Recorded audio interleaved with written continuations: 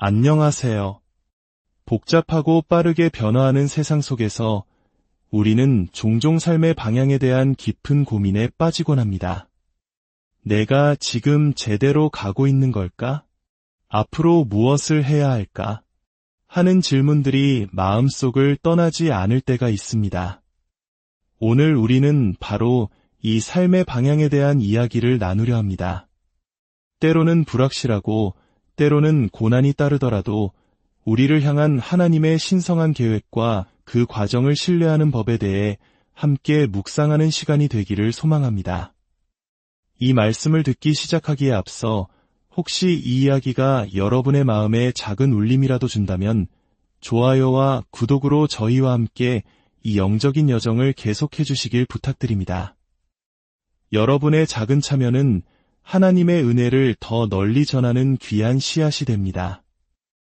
이 메시지를 통해 평안을 얻으시는 모든 분들에게 주님의 축복이 가득하기를 기도합니다. 오늘날 많은 사람들이 중요한 결정을 내리는데 어려움을 겪고 있습니다. 특히 젊은 세대일수록 더욱 그렇다고 합니다. 왜 그럴까요? 여러 이유가 있겠지만 가장 큰 원인 중 하나는 바로 선택지의 과잉입니다. 과거 우리 부모님 세대를 한번 떠올려 볼까요? 한국이 경제적으로 어려웠던 시절 그분들의 메시지는 단순하고 명확했습니다. 좋은 대학에 가서 안정적인 직장을 구해라. 그것이 성공이자 행복의 길이었습니다. 하지만 지금은 어떻습니까? 수많은 길이 우리 앞에 놓여 있습니다. 대학을 갈 수도 있고 잠시 쉬어가는 갭이어를 가질 수도 있으며 온라인으로 세상을 배우거나 세계 여행을 떠날 수도 있습니다. 선택의 폭이 넓어진 만큼 어떤 길이 완벽한 길인지에 대한 압박감도 커졌습니다. 소셜미디어를 보면 모두가 완벽하고 행복한 삶을 사는 것만 같습니다. 그에 비해 나의 삶은 초라하게 느껴지고 잘못된 선택을 할까 봐 두려워 아예 아무런 결정도 내리지 못하는 진로 마비 현상에 빠지기도 합니다. 이전 세대는 자녀들에게 내가 열정을 느끼는 일을 해라, 내가 사랑하는 것을 찾아라 라고 말합니다. 그 결과 우리는 20대 초반의 나이에 자신이 사랑하고 세상에 의미 있는 변화를 만들며 동시에 많은 돈을 버는 꿈의 직업을 찾아야 한다는 환상에 사로잡히곤 합니다. 하지만 그런 완벽한 교차점을 찾지 못했을 때 우리는 쉽게 좌절하고 무기력해집니다. 그러나 기억해야 할 중요한 사실이 있습니다. 때로는 우리가 상상했던 완벽한 길이 아니더라도 지금 당장은 좋아하지 않는 일을 해야 할 때가 있습니다. 지금의 경험이 비록 힘들고 보잘것없어 보일지라도 그것이 훗날 우리가 상상조차 못했던 더 위대한 일을 감당할 수 있도록 우리를 준비시키는 과정일 수 있다는 것입니다. 모든 것이 완벽하게 맞아떨어지는 길만 찾으려 하지 마십시오. 하나님의 과정을 신뢰하십시오. 오늘 우리는 사도행전 20장의 말씀을 통해 사도 바울이 겪었던 신성한 인도하심의 과정을 살펴보려 합니다. 이 과정 속에는 우리가 예수를 충실히 따를 때 반복해서 경험하게 될 4가지 단계가 담겨 있습니다. 사도 바울은 에베소에서 매우 행복하고 안정적인 사역을 하고 있었습니다. 그는 자신이 개척한 교회의 성도들을 사랑했고 그곳에서의 삶에 만족했습니다. 그러나 하나님께서는 그의 마음에 새로운 움직임을 일으키셨습니다. 그가 사랑하는 곳, 이미 큰 영향력을 미치고 있는 그곳을 떠나 새로운 곳으로 가라는 부르심이었습니다. 바울은 교회의 장로들을 불러 모아 눈물로 작별 인사를 나누며 자신이 겪고 있는 하나님의 인도하심에 대해 이렇게 설명합니다. 사도행전 20장 22절 말씀입니다. 보라, 이제 나는 성령에 매여 예루살렘으로 가는데 거기서 무슨 일을 당하는지 알지 못하노라.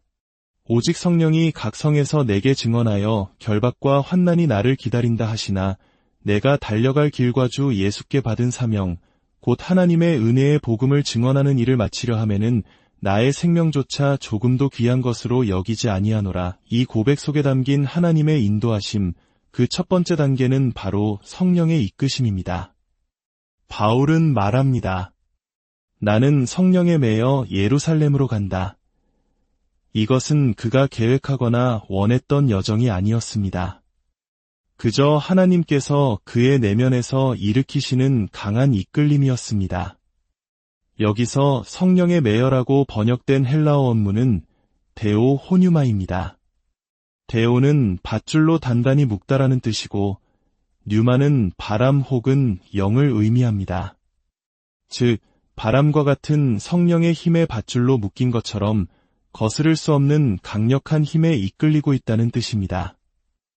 마치 맛있는 갓 구운 빵 냄새가 가게 앞을 지나가는 우리의 발걸음을 자석처럼 끌어당기는 것과 같습니다.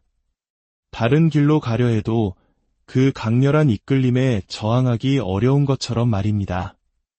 예수님을 따르는 삶을 살다 보면 이따금씩 이런 데오 호뉴마의 순간을 경험하게 됩니다. 삶 전체를 바꾸는 거대한 부르심일 수도 있고 상처받은 친구에게 문자 메시지 대신 전화를 걸어야겠다는 아주 사소하고 작은 마음의 울림일 수도 있습니다. 중요한 것은 크고 작음에 상관없이 성령의 이끄심, 그 데오 호뉴마의 순간을 결코 무시해서는 안 된다는 것입니다. 하나님은 말씀하시는 분이시며 그분의 영은 우리를 인도하십니다. 어떤 분에게는 공동체 안에서 신앙의 뿌리를 깊이 내리라는 이끄심일 수 있고 어떤 분에게는 새로운 사역이나 사업을 시작하라는 부르심일 수 있습니다. 또 어떤 분에게는 누군가를 위해 기도하고 격려의 말을 건네라는 작은 속삭임일 수 있습니다. 하나님께서 당신의 안락한 지대를 벗어나 믿음의 발걸음을 내디디라고 부르실 때 그 음성에 귀 기울이십시오. 하나님의 인도하심, 그 두 번째 단계는 확실한 불확실성입니다. 하나님께서는 우리를 이끄시지만 여정의 모든 세부 사항을 알려주시지는 않습니다. 바울은 이렇게 고백합니다. 나는 성령에 매여 예루살렘으로 가는데 거기서 무슨 일을 당하는지 알지 못하노라. 그는 오직 하나님께서 자신을 부르신다는 사실 하나만 알 뿐 그곳에서 어떤 일이 펼쳐질지는 전혀 알지 못했습니다. 우리도 마찬가지입니다. 하나님, 저에게 모든 계획을 보여주시면 순종하겠습니다. 라고 말하고 싶을 때가 많습니다. 하지만 하나님께서는 종종 이렇게 말씀하십니다. 내 사랑하는 자녀야, 너는 아직 그 모든 세부 사항을 감당할 준비가 되지 않았단다. 만약 하나님께서 여정의 모든 고통과 희생, 눈물을 미리 다 보여주셨다면 우리는 아마 첫걸음조차 떼지 못했을 것입니다. 시편 119편 105절 말씀은 이를 잘 보여줍니다. 주의 말씀은 내 발의 등이요 내 길의 빛이니이다. 하나님의 말씀은 우리의 미래 전체를 비추는 거대한 탐조등이 아니라 바로 다음 한 걸음을 내디딜 수 있도록 발 앞을 비추는 작은 등불과 같습니다. 하나님께서는 우리가 한 걸음 한 걸음 믿음으로 나아갈 때 그의 필요한 은혜를 부어주십니다. 물론 우리는 확실성을 원합니다. 하지만 신앙의 여정에는 언제나 불확실성이 동반됩니다. 만약 당신의 삶에 불확실한 영역이 조금도 없다면 당신은 믿음으로 살고 있지 않을 가능성이 큽니다. 그리고 믿음이 없이는 하나님을 기쁘시게 할 수 없습니다. 그러므로 이 확실한 불확실성을 끌어안으십시오. 하나님께서 당신을 결코 떠나지 않으시고 버리지 않으시며 모든 것을 합력하여 선을 이루실 것이라는 그 약속의 확실함 속에서 미지의 한 걸음을 내디드십시오. 하나님의 인도하심, 그 세 번째 단계는 예측 가능한 저항입니다. 바울은 예루살렘에서 자신을 기다리는 것이 무엇인지 어렴풋이 알고 있었습니다. 오직 성령이 각 성에서 내게 증언하여 결박과 환난이 나를 기다린다 하시나 하나님의 부르심에 순종하여 나아가는 길에는 반드시 영적인 저항과 반대가 따릅니다. 만약 당신이 하나님의 뜻에 순종하는 것에 대한 영적 반대에 맞설 준비가 되어 있지 않다면 당신은 아직 하나님께 쓰임받을 준비가 되지 않은 것입니다. 우리는 종종 모든 일이 순탄하게 풀려야만 하나님의 뜻이라고 생각하는 경향이 있습니다. 어려움이 닥치면 이건 하나님의 뜻이 아닌가 바라며 쉽게 포기하곤 합니다. 그러나 영적인 저항은 하나님의 뜻이 아니라는 신호가 아니라 오히려 당신이 지금 하고 있는 일에 하나님께서 함께 하신다는 강력한 증거일 때가 많습니다. 하나님의 영광을 위해 의미 있는 일을 하려고 할 때 우리의 영적 대적인 사탄이 가만히 있을 리가 없습니다. 사도 바울의 삶을 보십시오. 그는 복음을 전하다가 수없이 매를 맞고 감옥에 갇히고 죽을 고비를 넘겼습니다. 그의 위대한 사역에는 언제나 극심한 저항이 따랐습니다. 그러므로 순종의 길에서 반대에 부딪혔을 때 낙심하지 마십시오. 그것은 당신이 올바른 길을 가고 있다는 증거일 수 있습니다. 하나님의 인도하심, 그 마지막 네 번째 단계는 비범한 확신입니다. 이 모든 불확실성과 저항 속에서 바울은 흔들리지 않는 확신을 고백합니다. 이것은 제 삶의 좌우명이기도 한 구절입니다. 그러나 내가 달려갈 길과 주 예수께 받은 사명, 곧 하나님의 은혜의 복음을 증언하는 일을 마치려 하매는 나의 생명조차 조금도 귀한 것으로 여기지 아니하노라. 바울의 삶을 한번 생각해 보십시오. 그는 원래 예수님을 증오하고 기독교인들을 박해하던 사람이었습니다. 그런 그가 부활하신 예수님을 만난 후 그의 삶은 180도 바뀌었습니다. 하지만 변화는 즉시 사역의 성공으로 이어지지 않았습니다. 그는 아라비아에서 3년간 침묵 속에서 말씀을 연구해야 했고 첫 설교 후에는 사람들이 그를 죽이려 해 도망쳐야 했습니다. 수년 동안 사람들은 과거의 그를 기억하며 그를 믿어주지 않았습니다. 그는 복음을 전하고 싶다는 열망에 불탔지만 동시에 생계를 위해 원치 않는 장막 만드는 일을 해야만 했습니다. 때로는 우리가 정말로 하고 싶은 일, 하나님께서 우리를 부르신 그 일을 하기 위해 지금 당장은 하고 싶지 않은 일을 해야만 할 때가 있습니다. 하나님께서 우리 안에서 일하시며 우리를 준비시키시는 시간인 것입니다. 수많은 세월의 연단 끝에 바울은 마침내 비범한 확신에 이르게 됩니다. 그의 고백 속에는 더 이상 나 자신이 없었습니다. 나의 생명조차 조금도 귀한 것으로 여기지 않는다. 그의 유일한 목표는 오직 주 예수께 받은 사명을 완수하는 것, 즉 하나님의 은혜를 증언하는 것이었습니다. 이것이 바로 신성한 방향을 찾는 여정의 핵심입니다. 우리가 우리 자신의 계획과 욕망을 내려놓고 예수님, 이것이 제가 원하는 것일지라도 제 삶은 주님의 것입니다. 제가 어디에 있든지 무엇을 하든지 주님을 섬기겠습니다. 라고 고백할 때 진정한 변화가 시작됩니다. 처음에는 우리 모두 나를 위해 이름을 내려고 합니다. 그러다 신앙이 깊어지면 나가 아닌 우리로서 함께 변화를 만들고자 합니다. 하지만 거기서 멈추지 않습니다.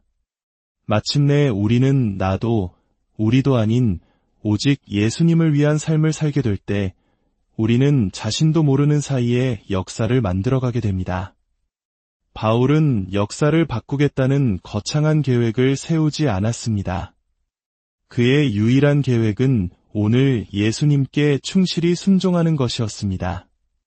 그 결과 그는 신약 성경의 상당 부분을 기록했고 유럽 전역에 교회를 세웠으며 2000년이 지난 지금까지도 전 세계 수많은 사람들에게 영향을 미치고 있습니다. 여러분도 마찬가지입니다. 여러분이 이 모든 것은 나를 위한 것이 아니다 라고 고백하며 예수님 중심의 삶을 살기 시작할 때 여러분은 역사를 만들게 될 것입니다. 당신의 가정이 변화될 것입니다. 부모님 세대로부터 이어져 온 가난과 이혼의 고리가 당신의 세대에서 끊어질 것입니다. 당신을 올가매던 중독과 두려움, 불안의 사슬이 끊어지고 당신의 자녀들은 새로운 유산을 물려받게 될 것입니다. 하나님의 인도하심을 구하십니까? 그 과정은 이렇습니다. 성령의 이끄심이 있을 것입니다. 확실한 불확실성 속을 걸어야 할 것입니다. 예측 가능한 저항에 부딪힐 것입니다. 그리고 마침내 이 모든 것을 초월하는 비범한 확신에 이르게 될 것입니다. 우리의 계획은 먼 미래를 완벽하게 설계하는 것이 아닙니다. 우리의 계획은 바로 오늘 하나님께서 우리에게 보여주시는 것에 순종하는 것입니다. 당신 자신에게서 죽고 그리스도로 채워질 때 당신은 이렇게 고백하게 될 것입니다. 나는 성령에 이끌려 나아갑니다. 앞으로 무슨 일이 일어날지 다 알지 못하지만 예수님을 따르는 길이 결코 쉽지 않다는 것은 압니다. 그러나 내 삶은 내 것이 아닙니다. 오직 예수님의 사랑과 은혜를 선포할 수만 있다면 나의 생명은 아무것도 아닙니다. 내가 어디에 있든지 그분의 선하심을 드러낼 것입니다. 이제 함께 기도하겠습니다.